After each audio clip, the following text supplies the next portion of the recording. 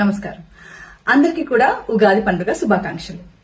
So Ugadi పండుగ వచ్చేసింది కదా, అందుకే మనకి ఇష్టమైన పండు మామిడి పండు వచ్చేసింది.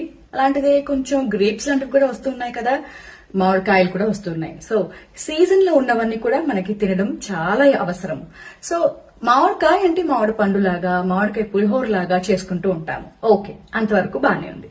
కానీ ఎప్పుడైతే మామిడి పండు విషయానికి వస్తామో ఎక్కువగా తినడం, చాలా మంది 2-3 ఒక రోజులో తినడం కూడా చేస్తూ ఉంటారు.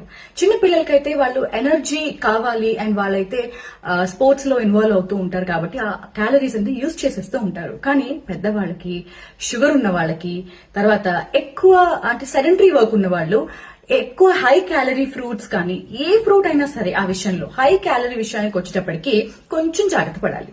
అలా అని చెప్పేసి మొత్తానికే మానేయాలని కాదు, కొంచెం క్వాంటిటీలో తీసుకోవాలి. అంటే ఒక 30 గ్రామ్స్ లేదా ఒక 3 to 4 స్లైసెస్ వరకు తీసుకున్నారనుకోండి ఒక మీల్ లో సపరేట్ గా. అలా తీసుకుంటే ఈ మామిడి పండు నుంచి వచ్చే మనకి బెనిఫిట్స్ అంటే lot of vitamins, specially vitamin A, vitamin C మనకి బాగా లభిస్తాయి. దాంతోపాటు క్యాలరీస్ కూడా లైట్ గా అంటే కొద్దిగా మనకి వచ్చేలాగా ఉంటాయి అనమాట. సో అందరూ కూడా ఎవరికైతే వెయిట్ మెయింటైన్ చేయాలనుకుంటున్నారో, ఎవరైతే షుగర్ కంట్రోల్ ఉండాలనుకుంటున్నారో ఈ హై క్యాలరీ ఫ్రూట్ మామిడి పండు ఏదైతే ఉందో ఎంజాయ్ చేయండి. కానీ తక్కువ క్వాంటిటీలో సపరేట్ టైమింగ్ లో తినండి. మీ అందరికి కూడా చాలా మంచిది.